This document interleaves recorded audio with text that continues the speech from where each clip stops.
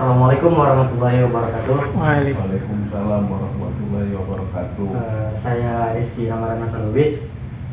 Ya, saya Fadlin Seva. Kami Pak dari Universitas Labuhan Batu ini ingin mewawancarai tentang gaya kepemimpinan yang mana Bapak mungkin pernah memimpin. Kalau boleh tahu Pak, bisa jelaskan diri Bapak mulai dari nama lengkapnya. Banyak. Makasih. Nama saya Rahmat Siregar. Saya sebelumnya bertugas di PT Telkom, PT Telekomunikasi Indonesia Tbk, tapi sudah pensiun di tahun 2021. Tugas terakhir sebagai Kepala Kantor Daerah Telekomunikasi Padang Sidimpuan yang membawai Tapanuli bagian selatan yang terdiri dari 4 kabupaten dan 1 kota bagian. Saya bertugas di Sidimpuan dari tahun 2019 sampai dengan tahun 2021. Jadi gini Pak, jadi kan Bapak itu memimpin dari 2019 sampai 2021, sekitar 2 tahun. Ya. Itu kira-kira gaya pemimpinan yang Bapak pakai itu gimana Pak? Apakah harus anggotanya demokratis, menyikapi suatu hal itu Pak, mengambil keputusan, tujuan, atau rancangan, ngasih ide? Nah, setiap namanya pemimpin itu masing-masing punya beda-beda gaya kepemimpinannya kan. Ada yang sistemnya demokrasi, ada yang sistemnya otoriter. Ya, kalau yang saya lakukan sifatnya tetap berusaha, tujuan perusahaan itu yang paling utama, tapi kita tetap berusaha mengayomi bawahan kita lah, SDM kita, dan memberikan arahan-arahan tentang apa tujuan dan sasaran dari visi dan misi perusahaan.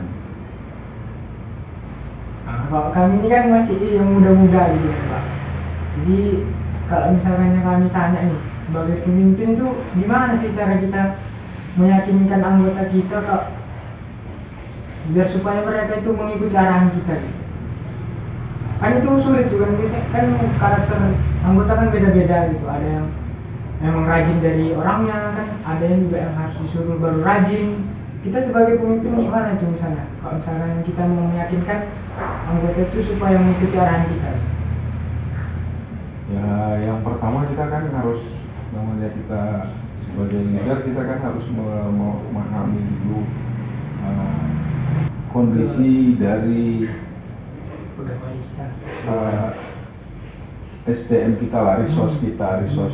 Kita kan udah bisa mengevaluasinya, data-datanya, dan kita juga perlu juga mendapatkan informasi itu kan sangat kita butuhkan. Minimal kita mengetahui SDM kita, kekuatan SDM kita, dan kelemahannya juga. Nah, itu harus resource itu yang sangat kita butuhkan gitu. Pertama ya kita,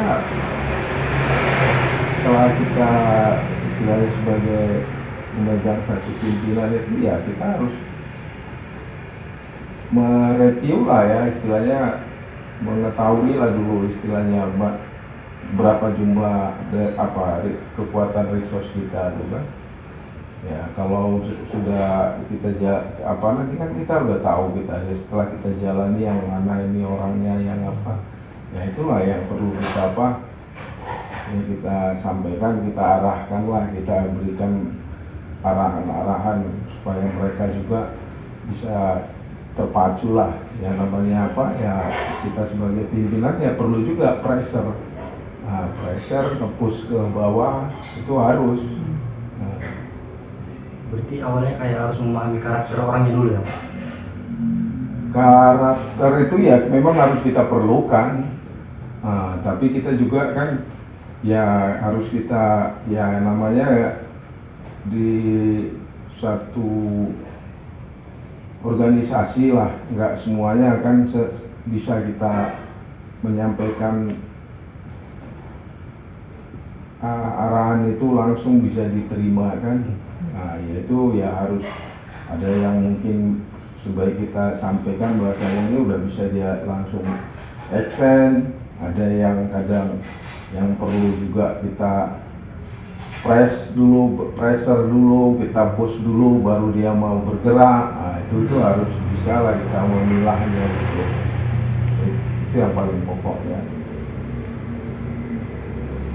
Berarti kita harus paham betul lah di tempat kita ini resource-nya semana gitu ya Pak.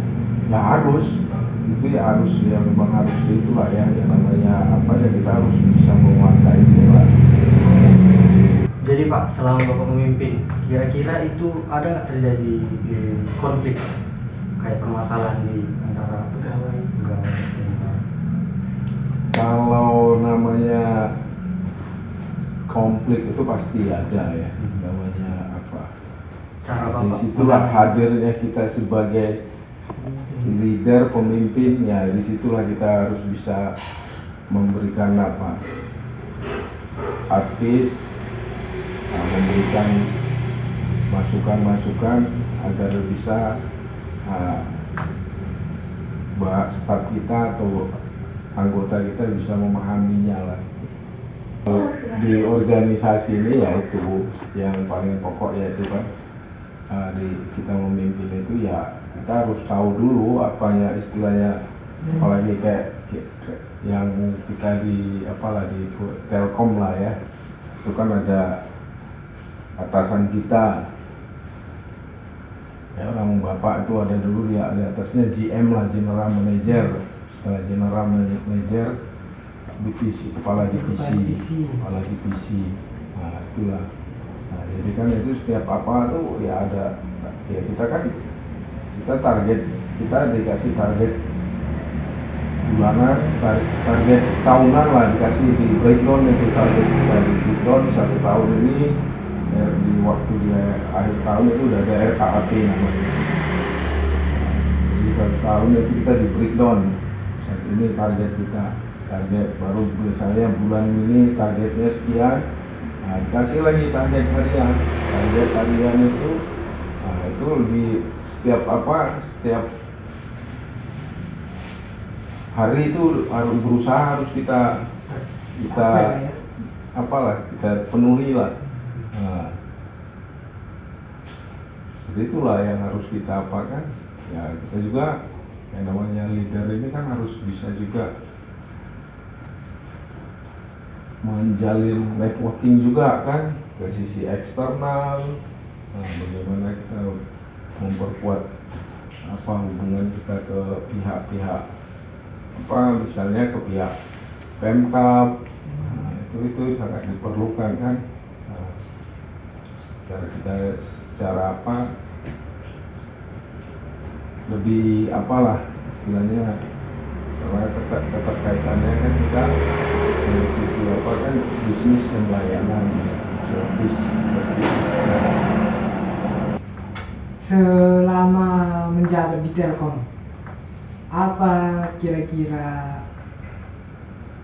tantangan tersulitnya Pak? Kan Telkom ini kan bergerak di bidang layanan dan servis segala macam gitu, yang paling menantang gitu. Ya sebenarnya yang namanya kerja itu semua punya tantangan. Tapi ya semangat kita menyikapinya. Kalau Bapak pada prinsipnya kita senangi aja. Namanya target ini nggak bisa kita hindari ya. Kita sebagai istilahnya leader harus berusaha untuk bisa jangan kita pula istilahnya kita merasa istilahnya belum apa-apa udah down gitu kan ya. Kita jangan nggak boleh gitu, harus kita tunjukkan lah, kita harus fight gitu. namanya kerja memang harus punya tantangan ya. Kalau di perusahaan tiap hari terus tantangan aja terus yang dihadapi. Nggak ada istilah ya, orang bapak dulu di Telkom tugas nggak ada cerita kalender apa tanggal merah. Nah, hari Minggu pun tetap aja kita tetap, walaupun kita nggak masuk tapi tetap kita mau memonitor, tetap kita mengawal gitu. Karena orang juga mati layan nggak boleh tahu Iya. Nah itu. Nah, jadi kita harus tetap terus memonitor. Istilahnya nggak bisa kita lepas dari apalah. Istilahnya untuk fungsi kontrolnya ya, apalagi sekarang kan dengan HP kan, nah udah bisa mobile ya kan. Terakhir ini Pak, ini kira-kira apa namanya, Bapak punya nggak motivasi untuk kami ini anak muda biar semangat gitu mengejar karir segala macam, biar bisa jadi mudah-mudah, setidaknya kan kita pasti jadi pemimpin di rumah kita sendiri nantinya. Bisa kasih tips trik lah biar bisa jadi pemimpin yang bagus lah gitu. Ya yang pertama ya kita dari diri pribadi kita dulu lah kan. Ya kalau kita mau jadi pemimpin ya kita harus kita tunjukkan lah apa kita kan, dari sisi etika kita siap apalah dengan apa untuk menerima apa tantangan. Nah, tantangan itu ya baru kalau ada permasalahan atau apa ya harus jangan dihindari. Nah, karena kita karena ada dari sisi adanya masalah kita di situ bisa menambah ilmu. Jadi kalau ada trouble atau ada apa, jangan terus down, jangan terus apa, ya harus bisa kita lewati gitu. Nah, karena kita besarnya di situ lah. Nah, jadi jangan sempat gampang kali apalah demotivasi. Nah, harus siap menerima kondisi dengan kondisi saat inilah kita bilangkan kan. Nah, selalu perubahan itu baru siap kita menghadapi perubahan itu. Berarti anak muda harus siap fight ya Pak? Harus siap fight lah. Nah, yang dibilang fight ini jangan hanya harus juga kita cepat apalagi sekarang kan informasi gampang didapatkan kan. Nah, baru ya kita harus tahu juga informasi ini real atau apa harus saya, karena kalau adanya ilmu lah kita maka tahu kita bahwasanya informasi ini valid gitu kan. Nah, karena kan semua orang sekarang bisa buat informasi kan, buat berita kan. Nah, semua bisa jadi wartawan sekarang.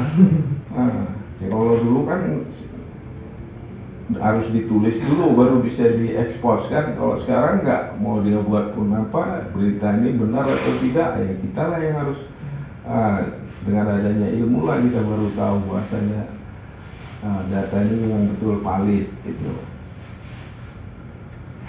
Jadi jangan gampang jangan lemah lah gitu, jangan lemah lah.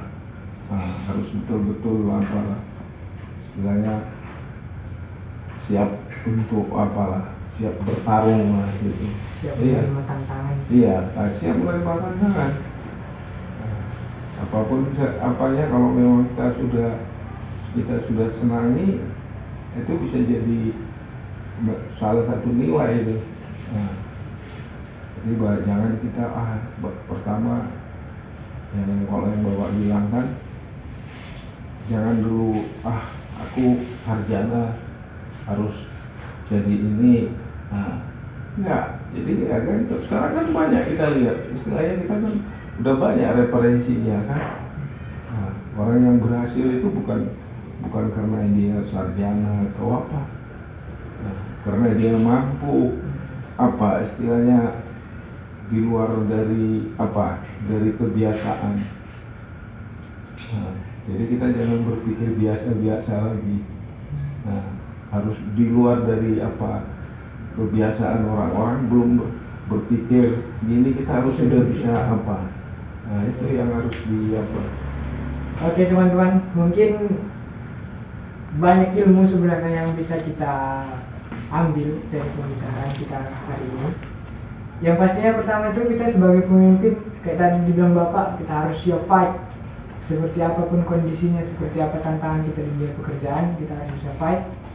Terus yang kedua, kita harus jadi pemimpin yang mengerti soal research yang ada di tempat kita bekerja.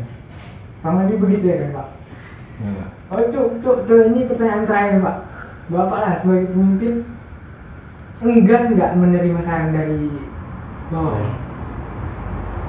Ya kita kalau bapak yang bapak lakukan ya saya siap menerima apa masukan dan siap menerima apa kritikan. Kalau bapak sifatnya low aja gitu. Nggak saya yang namanya informasi atau apa ya itu kita perlukan kan ya, kita nggak melihat sumbernya itu dari siapa ya kan, kita bisa lakukan nanti kalau memang betul itu yang terbaik ya itu kita lakukan gitu ya, kita juga bisa melakukan klarifikasi atau apa ya. Masukan dari bawahan juga kalau memang itu memang untuk kebaikan, memang sarannya juga ya apa ya itu ya kita namanya di orang bapak kan selalu melakukan sharing. Nah, sharing itu minimal kadang kalau sebelum kita kerja kita udah lakukan apa sharing kan. Nah, sharing itu Briefing itu gitu ya? mengevaluasi yang lalu dan melakukan plan yang akan datang. Nah, di situ ya kita kan butuh masukan-masukan dari SDM kita. Nah, baru kita tanya apa kendalanya kemarin, apa permasalahannya. Disitulah yang perlu kita lakukan strateginya kan. Baru action plan-nya apa, itulah yang perlu kita lakukan. Mungkin itu aja yang kami tanya Pak. Makasih atas ilmunya lah. Kami anak-anak muda juga pengen penasaran lah sama pengalaman yang pengalaman gitu. Kayak Bapak sudah pengalaman di dunia pekerjaan selama itu. Dan ada lagi nggak? Ya. Terima kasih atas jawabannya dan terima kasih juga atas waktunya Pak. Ya, sukses lah ke depannya. Dan kami akhiri dengan Assalamualaikum warahmatullahi wabarakatuh. Waalaikumsalam warahmatullahi wabarakatuh.